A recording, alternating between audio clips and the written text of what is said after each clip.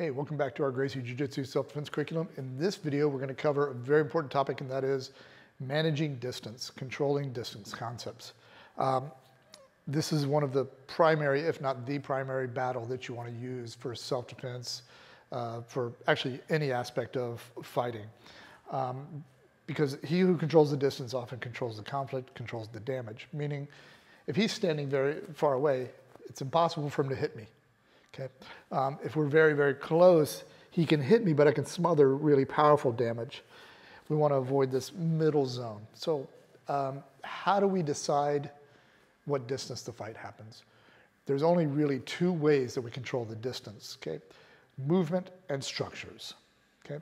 Standing movement is very simple. It's our footwork, okay? So if he moves in, he closes the distance. He moves back, he opens the distance. You can also control angles this way. So if he slides to the side, he can control the angles. Okay, but generally movement is controlled through footwork while standing. On the ground, you have things like shrimping, other movements like that that control the distance. But again, that's movement. Okay. The other major one we're going to use is structures. Okay. So for instance, if he were to come close, I build a structure, come closer, he can't. Okay, or I can push him away.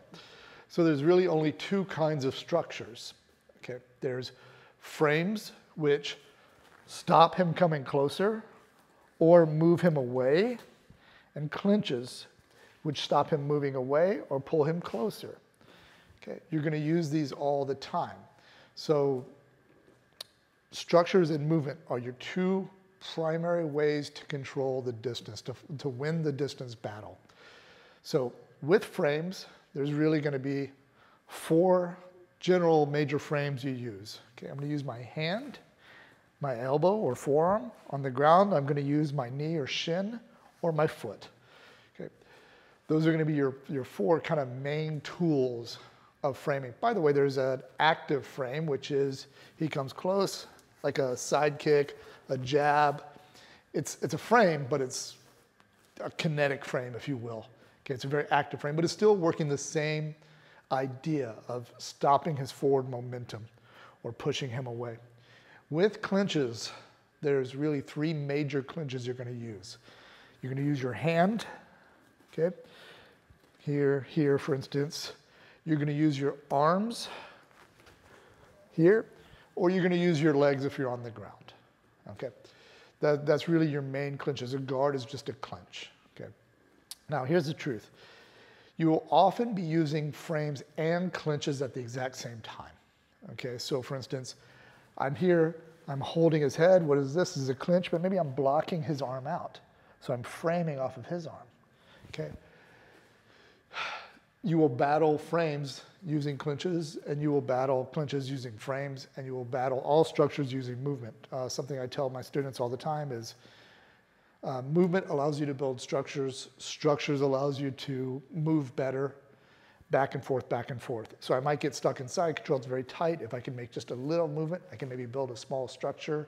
That allows me bigger movement to build a bigger structure in order to escape.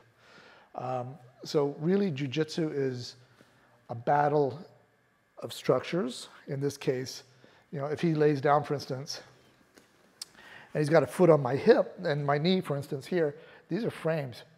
Okay. Now, if he's just framing me, he can stop me coming close, but of course he can't stop me going away. A good guard, he would actually be maybe holding, so now I can go neither way. Okay, so what I would have to do is start looking at, like, how do I break this? How do I clear this? How do I start passing these frames? And that's why Jiu-Jitsu is not just a caveman martial art, right? You actually have to, as my friend Seth Champ used to say, untangle the problem. Okay, you have to figure your way through the problem.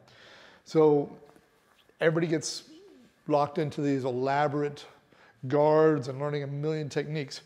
Really, at the end of the day, we're battling for control of distance. We're using movement. We're using structures. Okay, structures again, clinches and frames, or strikes. You need to practice all of these. So if we're moving around, you know, I see Jiu-Jitsu people, a lot of times they're very, you know, Frankenstein with their movements. You've got to have good footwork. You've got to have good framing and clinching, which is why I'm a big, big proponent that if you're a jiu-jitsu person and you're not working a lot of upper body clinch fighting, of learning how to really play this game, here, working into all of this, you're not getting the most out of your jiu-jitsu training, because all of that, he grabs my neck, all of that is things I can use that will develop into our groundwork as well, okay, because it's all going to be the same. So that is our managing the distance concepts, okay? Really focus on getting away of focusing on every little, technique and guard and things, and just break it down into these major concepts. And I think that'll really help you understand what the real underlying battles are.